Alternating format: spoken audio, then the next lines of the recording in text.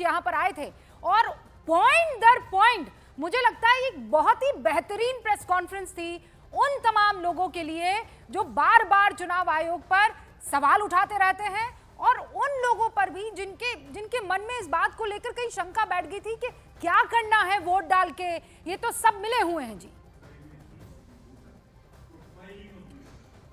रूबिका, देखिए बार बार ये सवाल उठते हैं और बार बार मुख्य चुनाव आयुक्त और चुनाव आयुक्त को जवाब देना होता है। जिन सवालों के जवाब दिए पहले भी वो बार बार जवाब देते रहे, लेकिन आज एक बार फिर उनको जवाब देना पड़ा। लेकिन उनका आखिरी प्रेस कॉन्फ्रेंस था, जैसा मैंने बताया था, इसलिए उन्होंने सोचा कि एक बार फिर 2020 से जो सवाल उठाए जाते रहे, क्योंकि साल 2020 में ही मुख्य चुनाव आयुक्त राजीव कुमार चुनाव आयोग में आए थे और उस समय से लेकर तमाम जो चुनाव हुए हैं उनके बारे में उन्होंने अपनी बातें रखें। दूसरी अहम बात देखिए, दिल्ली विधानसभा चुनाव की तारीखों की अगर बात करें रूबिका, तो एक बदलाव किया। जैसा मैं कह रहा था कि आधिकारिक तौर पे इंतजार करना होगा, मुझे भी लग रहा था 9 से लेके 15 तक, लेकिन चुनाव आयोग ने एक बड़ा बदलाव करते हुए 5 फरवरी की तारीख बहुत एडवांस में ले गए हैं, क्योंकि महीने भर का भी वक्त नहीं है। तमाम उम्मीदवारों को आपको नामांकन करना होगा। 10 जनवरी से नामांकन की शुरुआत है, 5 फरवरी को मतदान होगा और 8 तारीख को। तो मैंने एक बात बार बार आपको बताई थी कि फोकस है कि मतदान प्रतिशत अधिक हो, तो बुधवार की तारीख एक बार फिर चुना है ताकि मतदान अधिक हो, दिल्ली के लोग बाहर ना जाए और शनिवार तक नतीजे आ जाएं, चाहे जो भी चुनाव जीते। तो एक अच्छा प्लान है मुझे लगता है दिल्ली विधानसभा चुनाव के लिए। मतलब लास्ट जो हमने देखा था वो 57% के आसपास रहा था। यही बुधवार की तारीख महाराष्ट्र में भी थी, आपको याद होगा। लेकिन वोटर टर्नआउट जो है वो हर बार जो सोचते हैं वो पैमाना छू नहीं पाता है। इस पर हम और तफसील से बात करेंगे, लेकिन प्रियंका भी हमारे साथ बनी हुई हैं, जरा उनका रुख करते हैं। प्रियंका, बताइए, तारीखों का ऐलान हो चुका है, कितनी तैयारी इस वक्त भारतीय जनता पार्टी की यहां पर दिखाई दे रही है? देखिए, जैसे ही तारीखों का ऐलान हुआ, हमने बीजेपी के सांसद योगेंद्र चंदोलिया से बात की और पूछा कि कहीं ये समय कम तो नहीं है, क्योंकि अब तो 1 महीने का भी समय नहीं है। उनका कहना है कि पीएम मोदी शंखनाद कर चुके हैं, 2 रैलियां कर चुके हैं और ऐसे में समय कोई कांस्टेंट है ही नहीं। उनका कहना है तमाम लोग जो हैं वो, ये कैडर बेस्ड पार्टी है बीजेपी और हमेशा चुनाव के लिए तैयार रहती है। इस वक्त भी जब हम यहाँ पर बात कर रहे हैं तो दिल्ली बीजेपी अध्यक्ष वीरेंद्र सचदेवा इन इलेक्शन डेट्स पर फिलहाल अपना पहला रिएक्शन दे रहे हैं। बीजेपी का कहना है इन चुनावों के लिए वो हमेशा से तैयार है और इन लगातार जो एक स्टेटमेंट बीजेपी की तरफ से दिया जाता है कि कैडर बेस्ड पार्टी है, स्वतः एक चुनाव के बाद दूसरे चुनाव के लिए तैयार रहती है। प्रियंका, ये पॉसिबल हो पाएगा कि बीजेपी अध्यक्ष वीरेंद्र सचदेवा, चूंकि आप कह रही हैं कि वो अगल बगल में ही कहीं नजर आ रहे हैं, उनसे एक रिएक्शन इस मसले पर ले लिया जाए? रूबिका, मैं जरूर कोशिश करती हूँ, लेकिन ये प्रॉपर प्रेस कॉन्फ्रेंस चल रही है। मेरी कोशिश रहेगी कि मैं आपको पीसी हॉल के अंदर तक ही ले जाकर एक बार रिएक्शन देने की यहाँ पर कोशिश करें, जहाँ पर वो फिलहाल बोलते हुए नजर आ रहे हैं।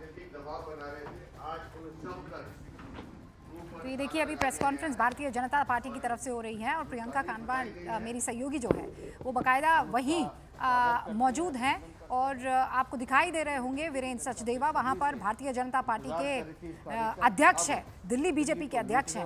और याद भी होगा 3-4 जगह से विधानसभा चुनाव की तैयारियां कर रहे थे लड़ने की, लेकिन कहा कि चूंकि मैं अध्यक्ष हूं तो अध्यक्ष का काम होता है चुनाव लड़ाना और इसीलिए मैं चाहता हूं कि पार्टी मुझे इस वक्त इस जिम्मेदारी पर ही अड़िग रहने दे, चुनाव में नहीं लड़ना चाहता हूं।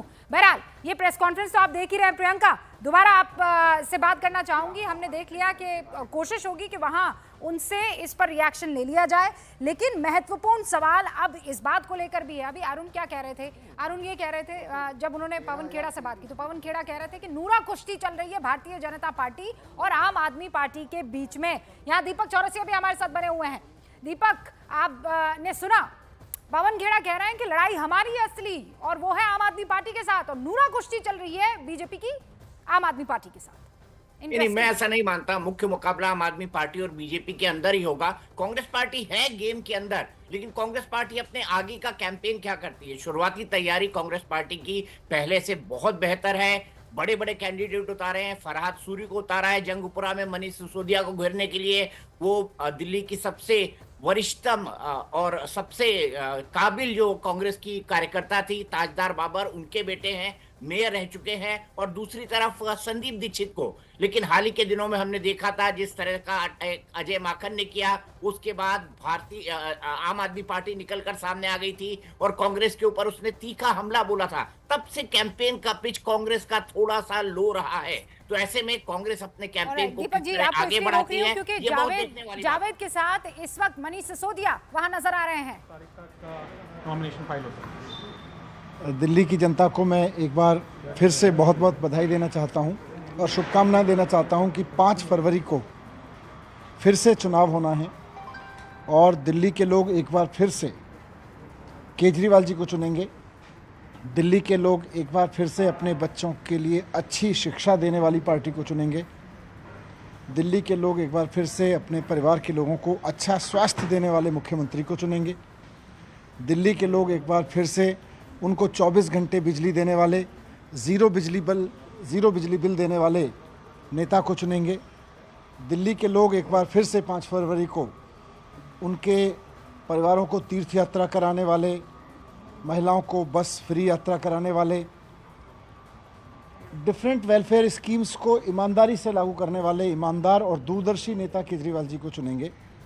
दिल्ली के लोग एक बार फिर से अपने बच्चों का भविष्य और दिल्ली को साफ़ सुथरा सुंदर शहर बनाने के सपने को चुनेंगे और उसका सच करने के लिए ईमानदारी से बहुत सोच समझ के वोट करेंगे। मैं सभी दिल्ली वासियों को इसके लिए बधाई देना चाहता हूं कि एक बार फिर से लोकतंत्र का महान अवसर आपके पास है, आपके सामने है। आप अपने बच्चों के लिए अच्छा भविष्य चुनें, अच्छी शिक्षा चुनें, स्वास्थ्य चुनें, महंगाई से लड़ने के लिए मदद देने वाली सरकार चुनें और साथ साथ वोट ज़रूर डालें। 5 फरवरी को जैसा चुनाव आयोग ने भी कहा है कि बुधवार का दिन है, वोट ज़रूर डालने जाएं और 8 फरवरी को जब नतीजे आएंगे तो उसके लिए हम पूरी तरह तैयार हैं कि आम आदमी पार्टी की सरकार फिर से बनेगी, केजरीवाल जी सर, करेंगे। मुख्य चुनाव आयुक्त ने वोटर डिलीशन के मुद्दे पर भी अपनी बात रखी है। उन्होंने कहा कि पूरी प्रक्रिया पारदर्शी थी। आप जो सवाल उठा रहे थे, नहीं, पारदर्शी प्रक्रिया पे ही हमने सवाल उठाए हैं। पारदर्शी प्रक्रिया जिसको वो कह रहे हैं उसमें कहीं ना कहीं कुछ क्वेश्चंस हैं, उनके जवाब दे दें कि भाई कैसे भारतीय जनता पार्टी के कार्यकर्ताओं। तो मनीष सिसोदिया को इस वक्त आप सुन रहे थे, आप वहां भारतीय जनता पार्टी के दिल्ली बीजेपी सतीश उपाध्याय क्या कह रहे हैं? निश्चित रूप से बनने जा रही है। उन्होंने सभी राजनीतिक पार्टियों से एक तरह से हाथ जोड़ के अनुरोध किया है कि प्रचार का स्तर इतना ना गिराएं और जो भी मतदान अधिकारी हैं उनको अपना काम करने की जो भी सही बात है कि निश्चित रूप से हम सबको कानून का पालन करना चाहिए और जो भी हमारे ऑनरेबल चुनाव अधिकारी हैं उन सबके साथ सहयोग करना चाहिए। लेकिन आज भी दिल्ली में कुछ पार्टियां हैं जो लगातार, खास करके आम आदमी पार्टी, जो अनऑफिशियल रूप से दबाव बनाने का काम चुनाव अधिकारियों पर कर रही हैं। ऐसी तमाम तरह की सूचनाएं आपको भी मिली हैं। हम इस तरह की दबाव की राजनीति की भर्त्सना करते हैं। भारतीय जनता पार्टी कानून के साथ मिलकर के कार्य करती है और पूरा सहयोग भारतीय जनता पार्टी का चुनाव अधिकारियों को मिलेगा।